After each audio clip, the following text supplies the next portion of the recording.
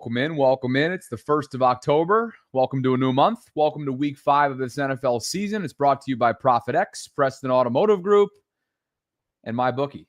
3 of the many sponsors that continue to support the program, as does And a Seat. Guys, if you use code Bobby, it'll get you $30 off a new gaming chair like the one that I have right here. And I've been sporting the last few weeks down here in my remote location in St. Petersburg, Florida. Glad to be with you guys today. If you could on the way in, like the video, subscribe, hit that notification bell. Here's what we're going to discuss over the course of the next hour. The latest Lamar Jackson status reports related to his hamstring. At some point here, and there should have been an hour ago, but at some point, injury reports will drop for both teams. Houston's may already be out there, but obviously for the purpose of this show, we're just waiting on the Ravens. It was supposed to come out at 4 o'clock. Not seeing anything yet, so help me out there as I multitask and drive this program. Let me know, because it's going to be really interesting to see, given how many absences there were at Wednesday's practice earlier today during the media portion viewing part. But look, we're going to take a look at that. I'll react to that. Femi Ayambadejo, as some of you may have caught during our lunch hour live stream on the Vault, I thought brought tremendous insight in terms of the perceived disconnect in his mind and maybe a lot of our minds that there is between, and I'm talking about a philosophical disconnect between John Harbaugh and Todd Monken from a play calling standpoint. I'll have a clip from that earlier today. Chris Long had some interesting things to say as well, which is where we'll begin today in just a couple minutes. And he just straight up thinks, in a sense, the Ravens have failed Lamar Jackson. It's Houston, it's Baltimore, and that's what's coming up at 1 o'clock on Sunday at the bank. It's not a mathematical must-win, but man, oh man, it feels pretty darn close to a must-win for the Ravens this upcoming weekend. As for Lamar, Ian Rappaport got the day started. You probably have heard it by now, but just in case you haven't, here was NFL Network insider Ian Rappaport on Lamar's status as of earlier this morning.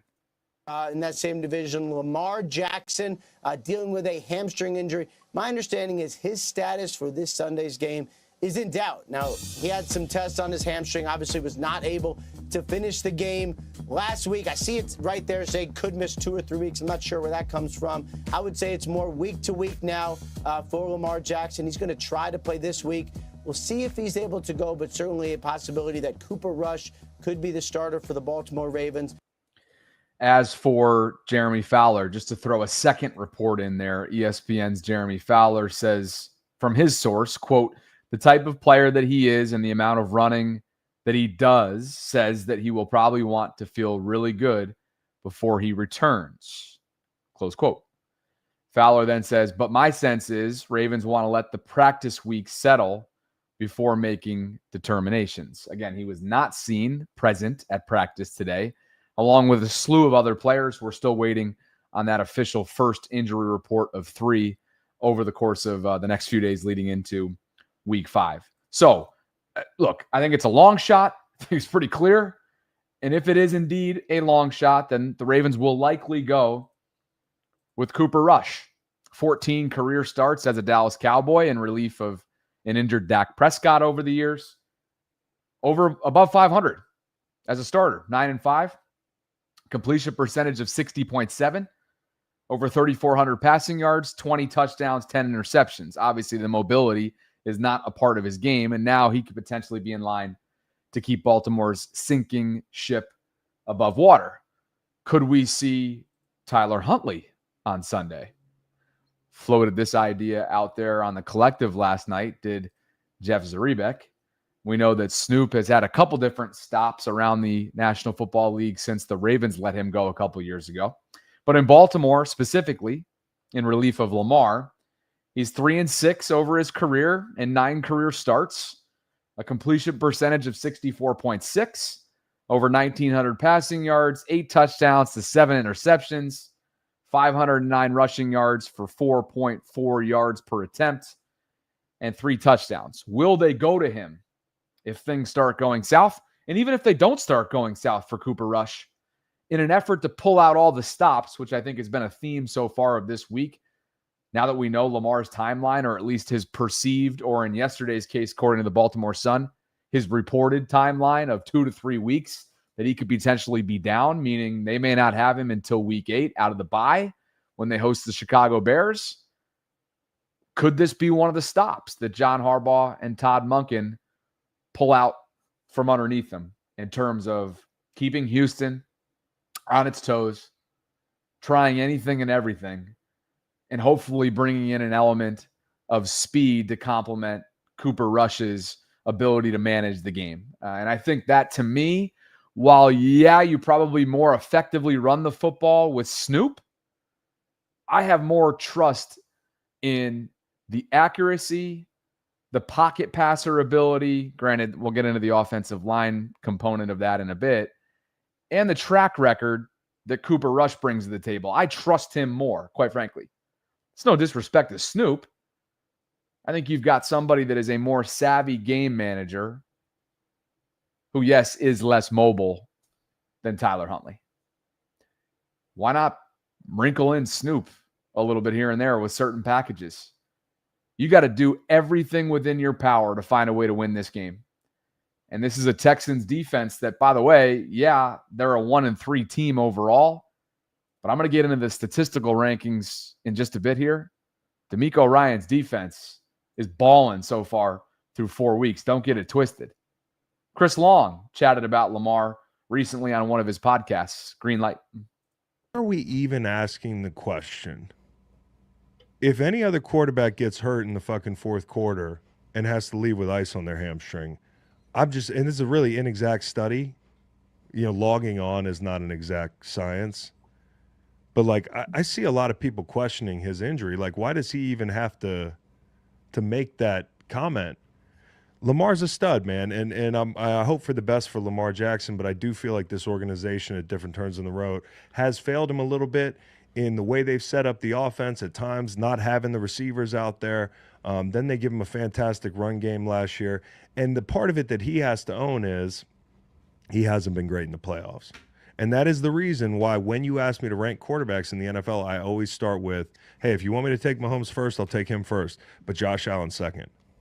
And that is because Lamar has not performed in the playoffs. But he is a fabulous fucking football player that, in my opinion, is running an offense that will not suit a guy that is running around like the one I've seen the first month of the season. And so they need to make an adjustment. Former Super Bowl champ, former defensive end in Philly, Chris Long. You heard the man. Lamar's a stud. I hope for the best for Lamar, but I do feel like this different organization, man, I screwed up that quote, but I do feel like this organization at different turns in the road has failed him a little bit. He's a fabulous effing football player that, in my opinion, is running an offense that will not suit a guy that is running around like the one I've seen the first month of the season. Well, let's be honest. I think, as Chris noted, the guy that's been running around through the first month of this season clearly has not been anywhere close to 100%. And at the same time, I think you have to tip your cap to the Kelvin Shepherds of the world and his players' execution for Detroit. Same thing with Steve Spagnuolo and company with the Kansas City Chiefs this past weekend. But quite frankly, the elephant in the room is that Lamar hasn't lost a step. No, it's just he's lost his ability to step as he usually does because of clearly something that maybe, in Femi Ayambadejo's opinion, has been plaguing him since week one. Femi got on the vault earlier today and said, hey, I think since the Ed Oliver hit week one, Sunday Night Football, Bills-Ravens, he doesn't think Lamar's been right since week one. And if that's the case, then you got to take all of this with a grain of salt. But what I think we do know and what we can all agree on is that this pass protection and the combination five that he's playing behind, it's not an acceptable group. The guard play is subpar. Your franchise left tackle is in danger of missing this game and somehow gutted through what looked to be a pretty significant ankle injury in week 4. Your second-year right tackle looks like a shell of himself compared to his rookie season.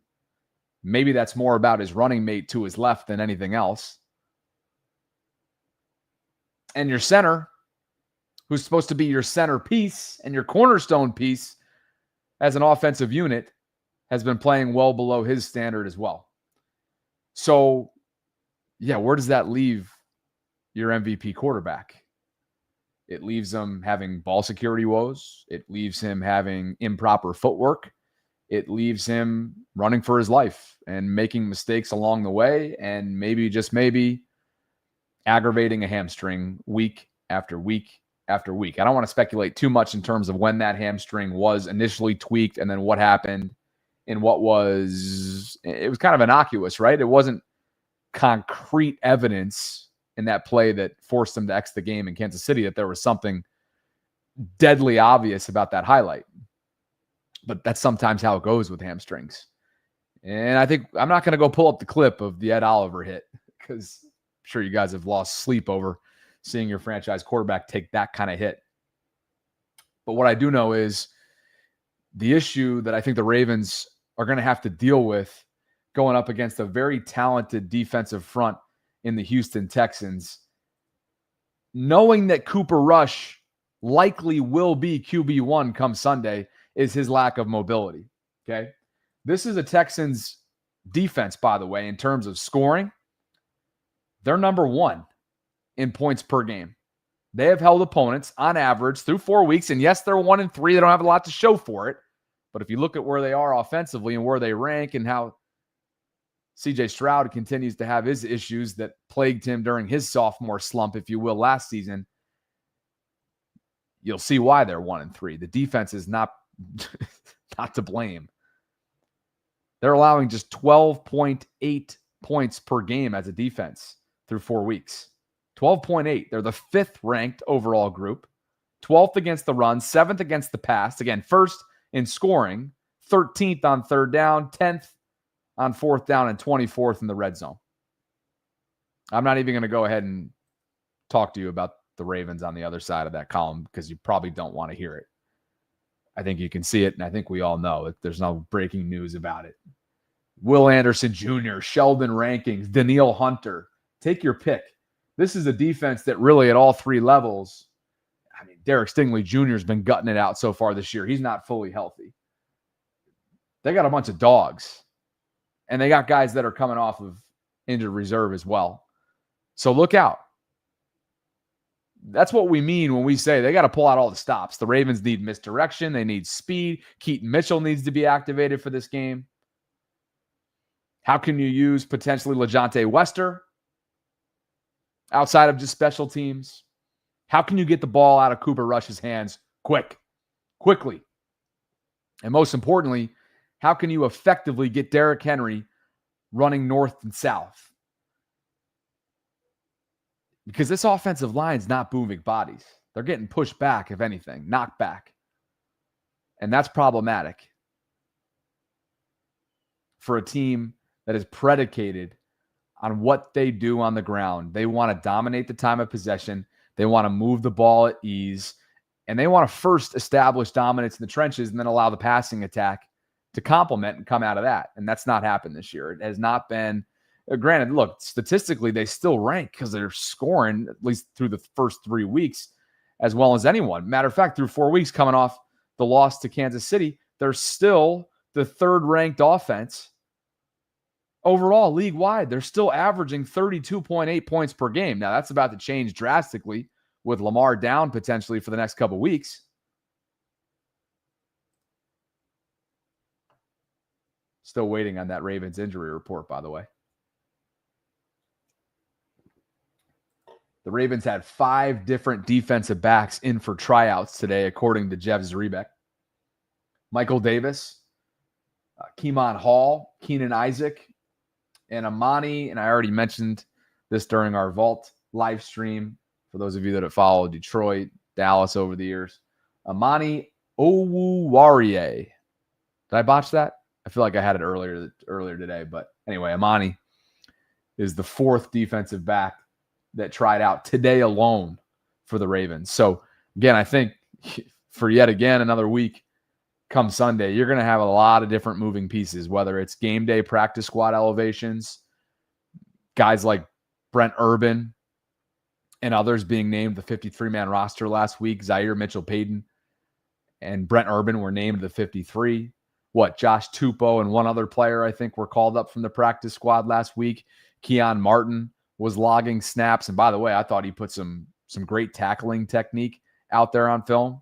So it is bottom of the barrel, desperate times call for desperate measures. And that's where the Ravens find themselves right now, having to pull out any and all stops going into what feels like, and I think we could just straight up say it, it's a must-win game for the Ravens on Sunday. Thanks to ProfitX for the continued support. It's America's #1 sports prediction market. And guys, if you use promo code Bobby B, as you see on the screen, that's promo code Bobby B. The injury report just dropped. We'll get to that in just a second. Promo code Bobby B, that's BOBBYB. You'll get up to $200 in profit cash on all your plays for the first 30 days. That's profitx.co is where you can use promo code Bobby B. You're going to get better odds than traditional sports books because you're playing against others, not the house. With ProfitX, you can request your own odds, play with confidence, and get super fast payouts straight to your bank, card, or even crypto. It's available in 40-plus states. Again, it is America's #1 sports prediction market. We're going to take an early look at this Ravens-Texans game and the spread and where things are at right now. But there you have it. All the places that is currently available across the country, including where I am for the next 8 months. Hard to believe I've already been down in St. Pete for 1 month. 1 month today, matter of fact. But if you go to profitx.co, it'll take you directly to this site. More Major League Baseball postseason in action tonight. Red Sox and Yankees. Yanks dropped the first one last night in the Bronx. Another one coming up tonight. Did they pull Max Fried too early? Did Aaron Boone pull Max Fried too early? Easy to second guess in the aftermath of it. Thursday night football tomorrow in LA. Rams and 49ers. No Brock Purdy for that one, so the Ravens aren't the only ones that are dealing with their quarterback issues. Let's take a look at what's going on. Houston and Baltimore, where this line is. It's moved a little bit. It's moved a lot. Ravens have moved to 1-point underdogs. Houston's got the 1-point edge on the road in Baltimore. Over-under is set at 40. That's where things stand right now, going into a must-win game for the Ravens. ProfitX.co, promo code Bobby B. Let's go to the injury report and get some instant reaction to this one, being that it just dropped a moment ago. All right, let's see. Give me a second here.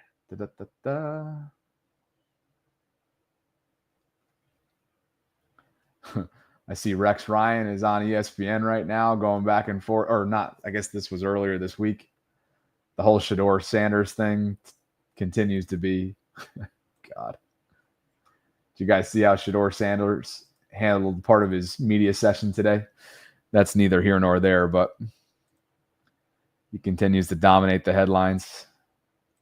Here's your injury report. Let's get an instant reaction. Let's blow this thing up. Okay, instant reaction to the Ravens' first injury report of the week and where things stand right now and what's starting to look like a laundry list. Cheeto Awuzie with a hamstring. What do you know? With a hamstring. He was a DNP to start out the week. That's a new name on this list and certainly a bright spot in what's been obviously a very inconsistent start defensively. Kyle Hamilton is a new name on this list. With a groin, he was limited. Marlon Humphrey with his calf that knocked him out of Sunday's game in Kansas City. He's a DNP, as is Lamar. We've known that since earlier today. Lamar is a DNP to start off this week. Emory Jones with a shoulder. He's limited. Travis Jones, and by the way, I think you guys probably are well aware that Emory made his practice debut today. He's the rookie third-round pick out of LSU. So his 3-week ramp-up window is now underway. He had surgery on his shoulder after the NFL Combine.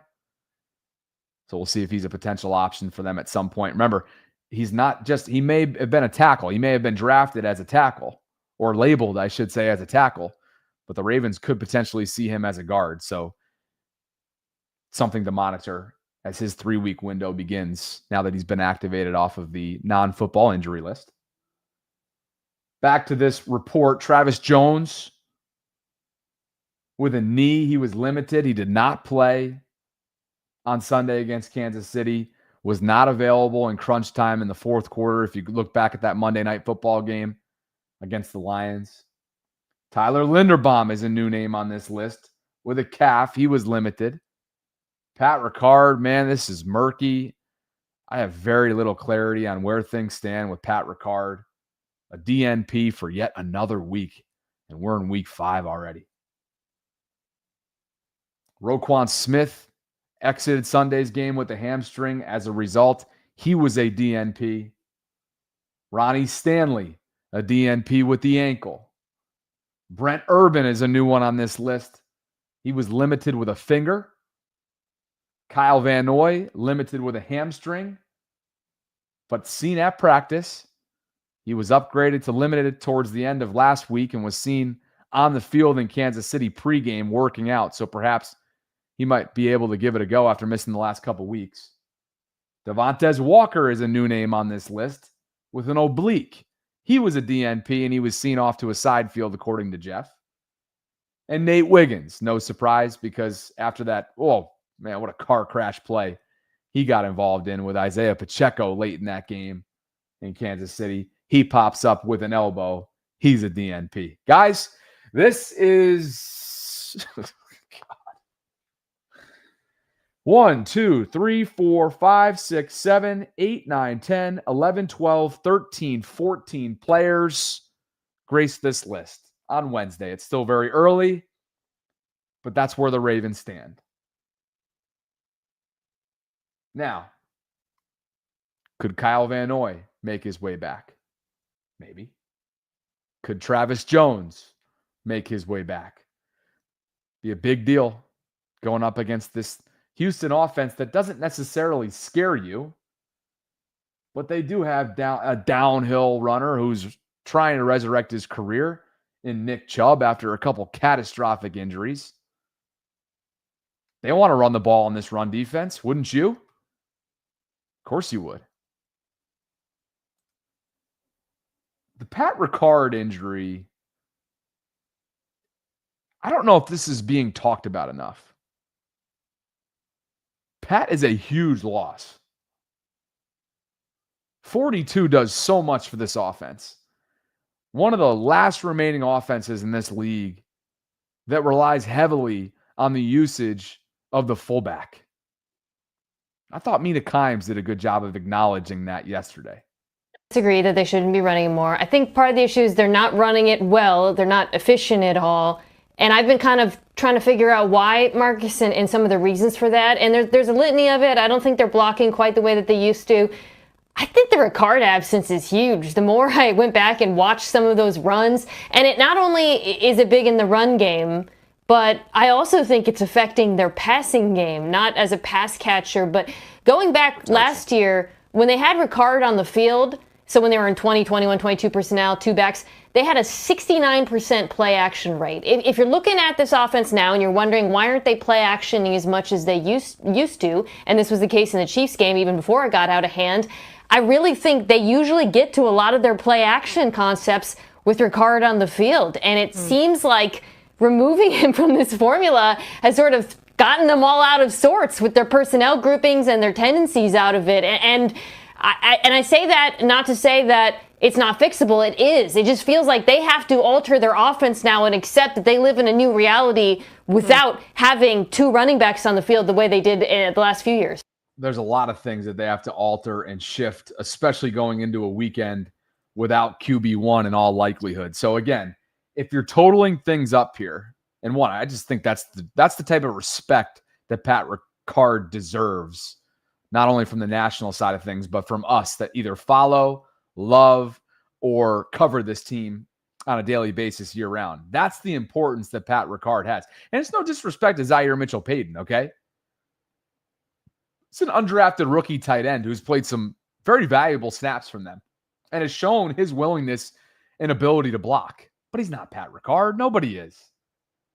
14 players, guys, on this list, 10 of whom are regular starters. Okay?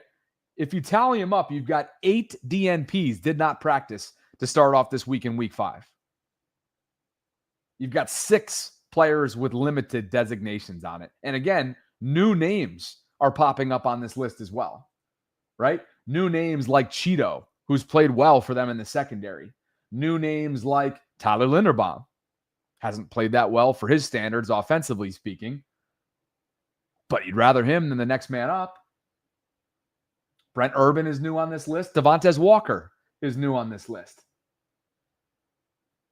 Anybody else new? It's hard to keep track. So that's what's going on with the Ravens injury report that just dropped. That's your instant reaction. It is still early in the week, but in all likelihood, they're going to be without QB1. They could potentially be without their franchise left tackle, meaning they're going to go with Joe Noteboom, who they brought in free agency as a swing tackle, potential McCary replacement, and now he might be thrust in to protecting Cooper Rush's blind side. As for the Houston Texans, not as lengthy of a list at all. Oh, yeah, and Kyle Hamilton, of course, is new. Duh. Kyle Hamilton with a groin is limited, but I guess I'm not like overly concerned about that. It's Wednesday. He's been logging a lot of snaps for them, and he's limited. So, yeah, it's not great to see him up there, but until he shows up as a DNP, I can't sit here and frantically evaluate that. As for Houston, Will Anderson Jr., stud defensive end, was just a rest day today. Danico Autry, with a knee, he was limited. Harrison Bryant, tight end, shoulder, limited. Nico Collins, talented wide receiver, knee, limited. Defensive tackle, Fadukasi, shoulder, DNP. Jalen Reed, talented safety, knee, limited. Derek Stingley Jr., one to watch, talented corner, oblique, DNP. Pales in comparison to what's going on in Baltimore. I hate to say it, but that is the current reality of where the Ravens are at in the injury department. 11 returning Pro Bowlers on their roster this year. 6 of them did not practice today. Jeff just making observations, and I'm reading right from his tweet. Man. Buckle up, guys. Yeah, they got to pull out all the stops. They might need a little luck along the way as well. I thought Femi Ayan-Badejo, former Super Bowl winning Raven, had a lot of great things to say on the Vault earlier today about this perceived disconnect between the head coach and the offensive coordinator. And while they're the third-ranked scoring offense through 4 weeks, it's strange to have this conversation, but yet usage-wise of their future Hall of Famer and Derrick Henry, yes, I get it. Ball security's been an issue. Already 3 fumbles through the first month of the season, 2 of which have been backbreaking. You got to keep feeding the king. And I thought Marcus Spears on ESPN this week had a really good statement, an overall commentary on why that's the case. Duncan is doing. I really don't. There is a tremendous amount of evidence that if you let Derrick Henry dictate games, this offense works better. Yeah. And him and Lamar dictating games with whether it's sleight of hand or whatever. Look at this on the season. 48 carries, 49, 48, 49 carries, tied for 24th. He's 8th in rush yards on those limited carries. He's tied for 6th with touchdowns and 20-yard rushes tied for 1st. And we left a game against the Kansas City Chiefs with 8 total carries in a game for Derrick Henry. Now, this has been a part before Derrick Henry showed up. Y'all know I almost lost my damn mind about the AFC Championship game. Yep. Yeah. And the number of runs that the backs had as the number 1 rushing team in the league that season. So again, go ahead.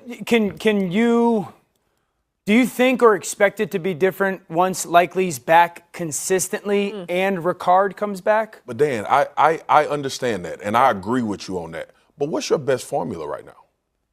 You have to play for what's going on. Right. You got 7 people injured on defense, and you consistently want to push the ball down the field. And you're not winning. And you're not winning doing that. So again, I understand the draw to want Lamar to make plays and push the ball down the field.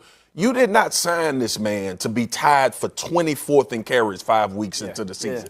And if his career wasn't made on volume, we wouldn't have this argument. He gets better the more touches he has. That's been the case since he showed up to Baltimore and when he was in Tennessee. Well said from Marcus Spears, former Raven. And look, Tennessee, Derrick Henry's got to show up this weekend against the Texans in a gotta-have-it game. Now, in order for Tennessee, Derrick Henry to show up, obviously that's out of his control. He's got to be allowed. Take the leash off him. He's got to be allowed to show up as Tennessee, Derrick Henry.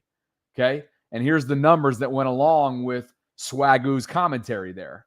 He's got 49 rushes so far this year. That ranks tied for 24th in the league through the first month of this season. Okay, 284 rushing yards, though, on those 49 carries, ranks 8th. He's got 3 rushing touchdowns, which ranks tied for 6th. Oh, by the way, his chunk yards of 20 yards or more, that's tied for 1st with 4. So something's not adding up here. His efficiency's been through the roof. And yes, the blemishes, plural, that aren't on this list, yes, we get it. The elephant in the room, the 3 fumbles. 2 of which were hell of a plays, especially the Aiden Hutchinson one. That was just unbelievable play. Still uncharacteristic of the King, and clearly he's been beating himself up over it. And apparently the staff has been beating himself up as well, or beating him up over it by not allowing him to get back in the good graces of this fan base. Captain Hard says, John's tone during the press conference is a coach on the hot seat. That's a fact. I wonder if EDC has had talks with John. He seems stressed. It's a perfect segue, Captain, to Femi's commentary earlier today on the Vault, where he spoke specifically about how he observed John Harbaugh's press conference from earlier this week and the day after, one of the worst losses in the Lamar era, for my money, which just so happened to follow up maybe the other worst loss in the Lamar era outside of the Tennessee game in 2020, outside of the AFC Championship loss, right? Detroit and Kansas City, I think you could easily say those are 2 of the top 5 worst losses in the Lamar era. This is a great segue because Femi, as someone who has won a Super Bowl with this organization, as somebody who knows John Harbaugh very well, he served as an intern under John Harbaugh within the last few years. He's covered this team as an analyst in the radio booth alongside Jerry Sandusky. Listen to him evaluate how he listened to that press conference on Monday and really talking about this perceived disconnect between the head coach and his play caller on the offensive side of the football.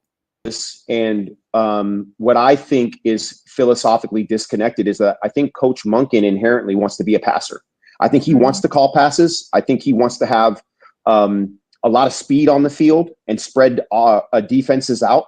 And unfortunately, who we are as an organization and who we are from a cultural perspective and everything that this thing was built on is about winning in the trenches. It's about big, powerful offensive linemen and running the football. And it's about a big, powerful front 7 and front 4 and a 3-4 defense that stops the run. And I think Coach Monken, and once again, I'm not clairvoyant, but this is what I think has happened. Coach Harbaugh has probably told him numerous times, going back to last year, right? We remember the AFC Championship game when Derrick Henry had, how many carries did he have in that game? 12? 8? I don't remember what it was. It wasn't enough. And there was also times during the season where I think he got cute. And the whole Justice Hill, Derrick Henry thing, you're tipping your cap all the time. And philosophically, and you need to have the exact same play calls and the exact same kind of the way that you put players on the field. When you switch one running back out from the other, the personnel, if you just swap backs, that's fine. Call the exact same plays. At least set it up in a way that doesn't tell you, like, this is going to be a run and this is going to be a pass. And I know you guys have beat this to death. It is not helping the offensive line when the defense basically knows 85% of the time what's going to happen just based on the personnel grouping, right? And I think that Coach Harbaugh has probably multiple times since Coach Monken became the coordinator said, hey, look, we need to run the ball. I don't care if they know that we're running the ball. I don't care who knows that we're running the ball. We've got to stick with the run. And I think Coach Monken gets back to it, but then eventually, once again, my opinion, right? No one's told me this. These are Femi's opinions. He wants to revert back to who I think he ultimately is, which is a coordinator that wants to throw on 3rd and 1 and throw on 4th and 1 when you have Derrick Henry and Lamar Jackson back there. I don't care if you put Derrick Henry and Justice Hill in the game together and do whatever you want. At least that way they have no idea what's coming. You got both guys back there, right? There is no what we call E-package where you have 2 backs and 3 receivers out there. I never see them do that. Why not do that? Why not spread them out with the receivers and put Derrick Henry and Justice Hill together, or put Justice Hill and Keaton Mitchell, or put Keaton Mitchell and Derrick Henry back there together. Give them something different to look at.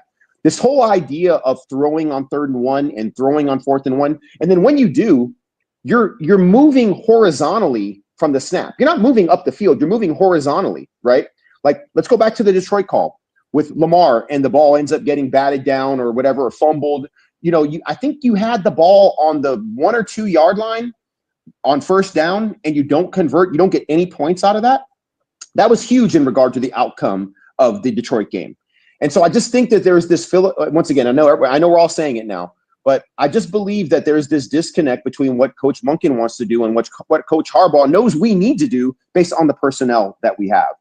Maybe so. You can go check out that full conversation on the Vault. Great stuff from Femi. Won a Super Bowl in 2000 with the Ravens, interned under John Harbaugh, and why he made it clear there that it's his opinion. I think it's interesting. If you go back to Monday's press conference, it was clear, and a lot of the longest tenured either beat reporters or folks that have followed this team have all been in universal agreement that it is very uncommon to listen to John Harbaugh take that kind of approach in essentially burying his coordinator. And so I find Femi's comments to be really insightful. Quote, what I think is philosophically disconnected is that Coach Monken inherently wants to be a passer. I just believe that there's this disconnect between what Coach Monken wants to do and what Coach Harbaugh knows we need to do based on the personnel that we have. And I think that right therein lies perhaps the difference, the disconnect, the lack of middle ground. And if that is an indication of what's going on, and John Harbaugh did approach him, have those hard conversations, make it clear to him how he was going to handle his Monday presser to the media, then great. Hopefully it'll get fixed. But the reality is, like Marcus Spears says, we've got a little bit of a track record if you go back to the 2023 AFC Championship game this time last year, where for whatever reason, the Ravens get away from what makes the Ravens the Ravens. And I don't understand why. And I think even before Lamar went down, right, you saw a level of not only overly cuteness on 3rd and short, 4th and short, gotta have it moments, but this strange level of predictability, right? An element of predictability, particularly on 3rd down. And I think Femi did a good job of spelling that out as it relates to Justice Hill, taking Derrick Henry off the field. What do you think's going to happen when Justice Hill gets on the field on 3rd down? I think they have been a little bit too predictable. I think they have been too vanilla at times, i.e. the second half of the 4th quarter, when things started to get, that P word started to come up. Panic. And I know it feels strange right now to be spending so much time and conversation on the offense when you have a defense that is piss poor right now league-wide. Take a look at the rankings defensively, and I don't mean to absolve anything related to Zach Orr's defense, guys, whatsoever. I'm just talking about conversations that are here and now and a part of this puzzle. Statistically speaking, the Ravens have the 31st, that's second dead last unit in all the league. Guys, they're giving up over 406.8 to be exact yards per game. They're 27th against the run. They're 31st against the pass, much like they were this time last year. And they're the 32nd dead last ranked scoring defense. They're giving up over 33 a game.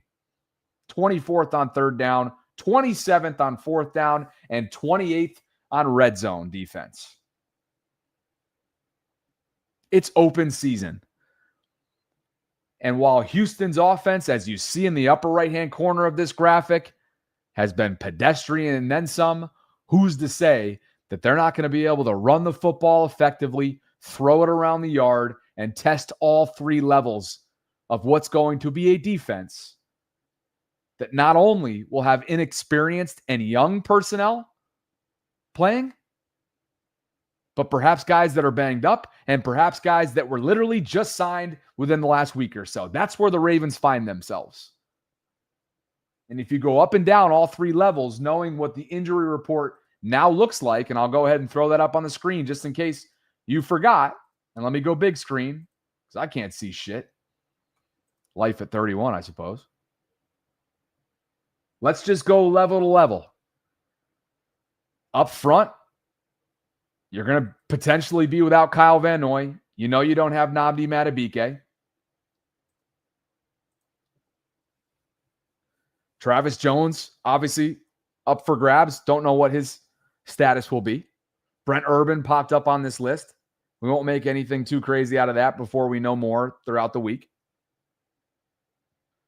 You called up Josh Tupou, who you signed last week. I suspect that he'll be another game day call up for them.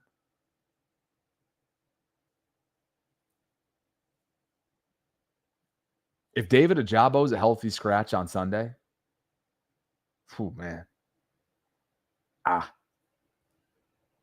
What's his future look like in the league? Because I know it ain't in Baltimore come 2026. I know that for sure. To be honest with you, anybody that's a healthy scratch that factors himself into the current Ravens organization on Sunday, anybody that's a healthy scratch, that's bleak. You talk about bleak. The injury report's bleak. But being a healthy scratch on Sunday would be even more bleak.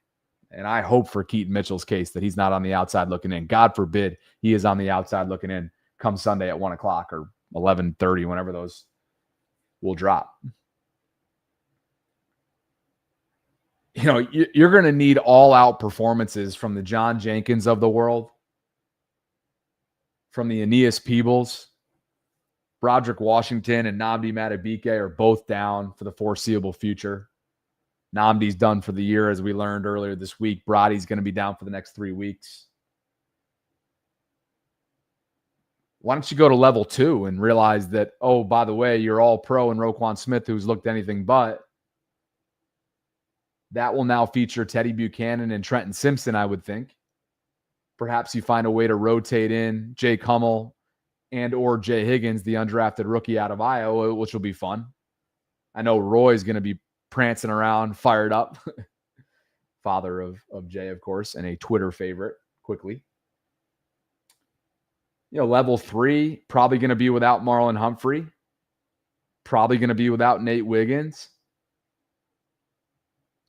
Have to see how Cheeto's looking the rest of this week. So you're going to be leaning on what? Jair Alexander, I would expect. John Harbaugh wouldn't comment on that specifically in terms of, you know, confirming whether or not he'll be available for them, but he hasn't been since week 1. He's been a healthy scratch since he played 30% of the snaps week 1 and did not look good. Lost leverage a couple times, couple bad penalties. Good opportunity for TJ Tampa, but don't know how much they're actually going to use him. I suspect Keon Martin, if he was playing on Sunday in Kansas City, then he'll continue to get the call. Good for him, but you know what I mean? Like, it's just Kyle Hamilton's going to be wearing the green dot communication device, so like that's great. And obviously you trust him with this defense more than anybody. So the green dot goes from Roquan to Kyle. I don't think any kind of, you know, beat will be skipped there at all. But it's slim pickings. It's bare bones in a gotta have it moment, a defining moment for the 25-26 Ravens. And I don't think that's really putting it I don't think that's an overreaction to say that at this point. What's up, Dre Dog? Femi forgot when Harb said he's not going to run Henry 25 times a game. This has been consistent under John. Impact moments, they are not running. I do remember him saying that last year. Was that last year, Dre? I do remember that. Or was it the year prior? Well, no, last year was his first year in Baltimore. Kobe Pruitt with a 50 burger. What's up, KP? Appreciate you. Harb's lost his biggest shield of the narrative that Lamar doesn't have the arm to get it done, and now people are wondering why the team hasn't gotten over the hump. It's now an organizational failure, and that does not reflect well on the front office and ownership. Harb's lost his biggest shield of the narrative that Lamar doesn't have the arm to get it done, and now people are wondering why the team hasn't gotten over the hump. It's now an organizational failure, and that does not reflect well on the front office and ownership. I read that twice because I'm trying to process what you mean specifically by that. Harb's lost his biggest shield of the narrative that Lamar doesn't have the arm to get it done, and now people are wondering why the team hasn't gotten over the hump.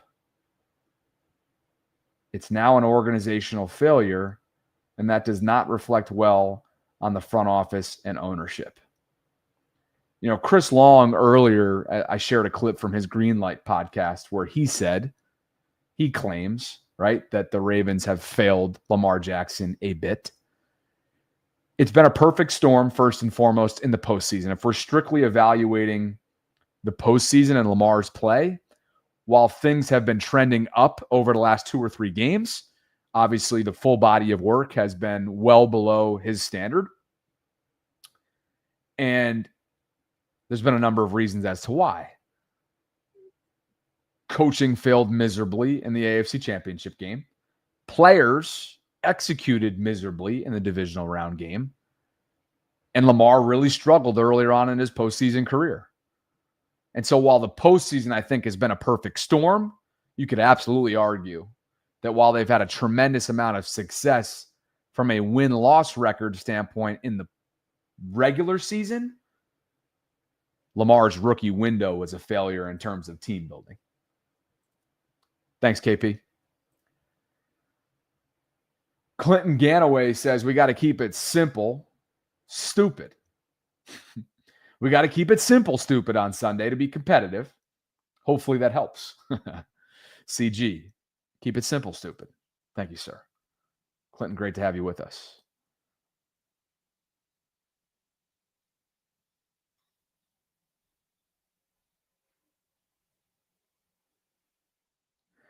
Rock is interpreting KP's super chat from a minute ago, and Rock writes, he means Lamar can throw, so it's not an excuse anymore that Harbs can use. I see what you're saying. I got you. Appreciate that. I think it's too early in the week to talk predictions, but I think we know that this is a defining moment for this year's team. This could very well be a defining moment for John Harbaugh's job security. I don't get the sense that Steve Bisciotti would pull the plug in season, barring something unforeseen.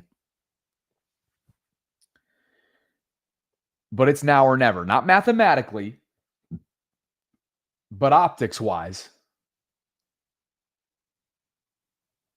And strength of schedule-wise, and the way this sets up with the bye week and what the next 2 to 3 weeks look like, it's a must-win on Sunday in Baltimore, and they have to do everything within their power to ensure that they keep Houston on its toes, that they keep Cooper Rush clean in the pocket, get the ball out of his hand quickly, get the intermediate passing game going, use misdirection, use the screen game, use Derrick Henry a hefty amount.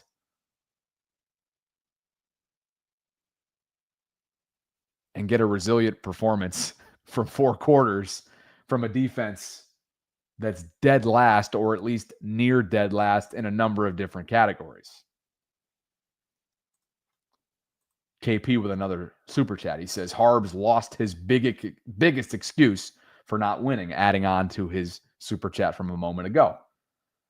Thanks for being here, KP. Is that a New York Mets hat that you're wearing in your profile photo? If it is, I am so sorry. What were they, 45-24?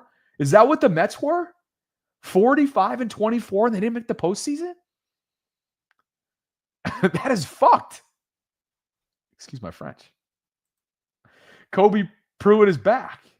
And KP writes, have we gotten too cute with our best player available drafting approach? Malachi was an obvious steal, even though he's been underperforming this year.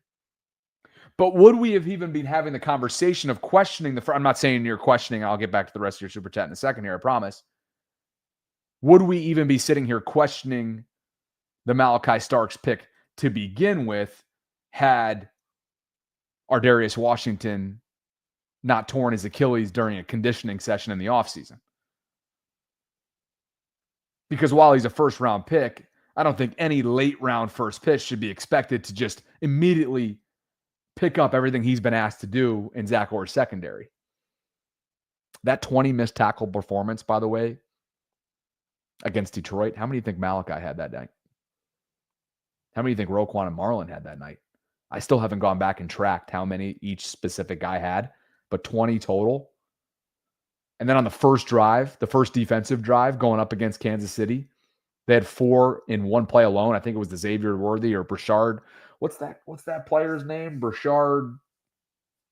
Of course, his last name escapes me, but you know what I mean. Just a lack of polish, a lack of technique, a lack of fight. Mark Andrews got up there at the podium today and said, we're fighting. We fight.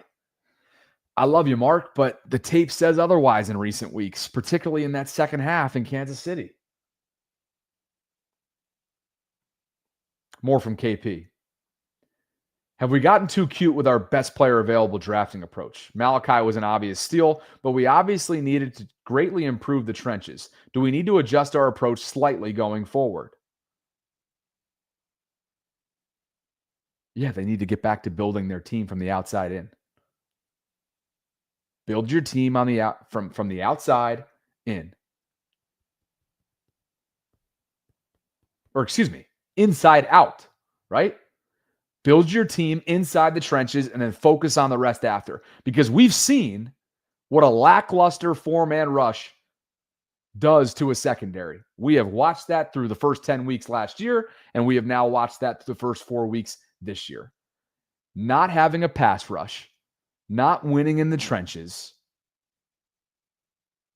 not getting home, not pressuring the opposing team's quarterback ruins it for all 3 levels. It stresses the defense on all 3 levels. And while I absolutely respect the hell out of how this team has gone about its business from a scouting standpoint and stockpiling picks and sticking to their philosophy over the years, and a lot of success stories have come out of that, by the way, whether it's in undrafted form or day 2 and day 3. Ozzy's final draft was legendary. He might end up having a couple Hall of Famers in what became his final draft as general manager. But like I said, I think this is going to, for the next, call it 4 weeks, leading up to the November 4th, 4 p.m. Eastern deadline, that philosophy should be tested. That philosophy should absolutely be tested. Appreciate you, KP. TBK is in the house. Bobby, this team is known for 2 things: great running backs and dominant defenses. Ironic how our team identity is where we are struggling the most at the moment, isn't it? This is 100% a team culture issue. Yeah, dominate time of possession, move the ball at ease, efficient on third down, right? Complementary attack, which starts on the ground game. They've been anything but in their losses this year. Yeah. Well said, TBK. They are a team right now that is searching for an identity and coming up empty. KP also says, sadness. I'm from Long Island. Can't give them up. referring to the New York Mets. Brian, what's going on, Brian? What do you think of Harb's comments on Wiggins? What did he say on Nate Wiggins? I watched the press conference and I made a couple notes and then I was making a sandwich during it. A Chris Broussard sandwich. What did John Harbaugh say regarding Nate Wiggins? Quote, why don't we wait until tomorrow? I think at that point in the press conference, now that I'm refreshing myself, John was just about done. He was just about done. Everybody kept asking him, which that's your job as a reporter, but I don't make much of it, to be honest with you. Asmodeus writes, dang, Bobby, you have me tripping saying outside in. It's too early to write off Malachi. He's not in a situation to succeed. Yeah, that's fine. That's totally fine. Richard, hope you're feeling better, brother. Happy belated to you. Dre Dog says the players aren't playing the best. However, the coaches are the ones that need to put them in the correct position, and they not doing that. Yeah. Although Tavius Robinson wouldn't admit that. He gave you a very team-friendly answer during his press conference earlier today when asked when his answer in defense of Zach Orr. But yeah, I mean, the one play that comes to mind is burned into my brain before a third down conversion was Nate Wiggins looking like he was in no man's land, confused in terms of his coverage assignment on Xavier Worthy. You got to have a beat on Xavier Worthy every time you play the Kansas City Chiefs, and the Ravens have found that out and been reminded of that 2 consecutive seasons. One in what was his rookies, his first ever game, his debut, where he rocked the Ravens. Some of that underneath pass coverage, brutal AFC Championship rematch last year. And you saw him, whether it was the end around, whether it was the deep ball. Xavier Worthy had a major impact in that game on Sunday. What's going on, IB? Isaiah Bauer says, I genuinely believe if the 6-game stretch after the bye doesn't go well, Harbaugh will be out. I think a lot of us have come around to this. Injuries or not, the time is now. And if this season is not salvaged, Lamar's in his prime window. You can't waste any more of this temporary moment in time. And at some point, it becomes a business decision if you're Steve Bisciotti. At some point, the underperformance, the lack of execution, especially against, up until last year, the Pittsburghs, the Kansas Cities, the Buffaloes now, when all the chips are tossed into the middle of the table. That matters. And if you look at the combined record against the Buffaloes and the Kansas Cities and the Steelers, really, again, aside from last year, the Ravens have fallen short more often than not. And that is the difference between them and the AFC elites. They are not an AFC elite right now, not in my mind. Thanks to MyBookie for the continued support of the program. College football is already cooking, guys. Upsets, blowouts, wild covers. Last weekend was insane. MyBookie lets you hit it all. Game lines, player props, and more. Everything you need before the pros even kick off. So when Sunday rolls around, you're already up. MyBookie's got it all under one roof. You can win big on the NFL Super Contest and Survivor pools. And if you're new to MyBookie, use my code BobbyB. That's BOBBYB. And any bet you choose up to $500 is fully covered. Make your play, and if it doesn't hit, you get it right back when you opt in using your Bet Back bonus token. Again, that is MyBookie, code BobbyB. Any bet you choose up to $500 is fully covered. Do me a favor, do yourself a favor, do those around you a favor. If you're struggling and you're not gambling responsibly, please call 1-800-522-4700. That is 1-800-GAMBLER, 1-800-522-4700. KP is back with yet another super chat. And KP writes, if we don't go 2-2 in our next 4 games, this season is probably a wrap. Chicago suddenly becomes a must-win. Yeah, I mean, for starters, Houston is a must-win. I think we all know that. The Rams are one of the most well-coached teams in the entire league. Matthew Stafford is going to pick this defense apart. And Sean McVay, you already know, is going to have a plan. My confidence level going into Rams week, and maybe I shouldn't even get there yet because we just don't know what this injury report will look like yet. What we do know is that it looks dire right now, and it is dire right now. because it's a list of 14. Thanks, KP.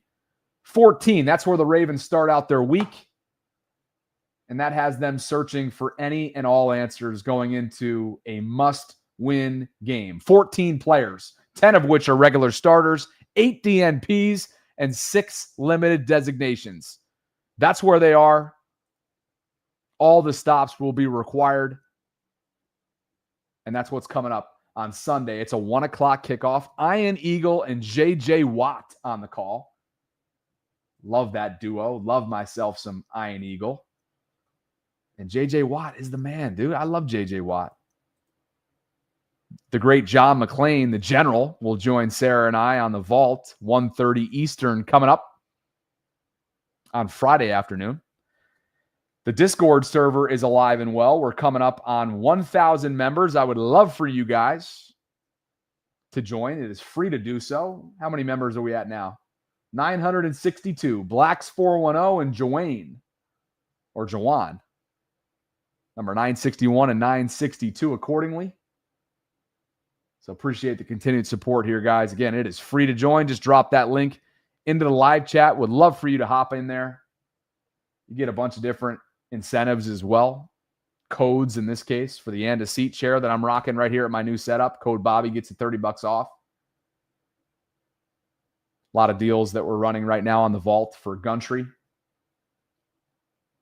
Oh, and by the way, 10% off. TheVaultPod.com/shop. I didn't even know this. I had this discount code here still. But if you want it, it's there for the taking.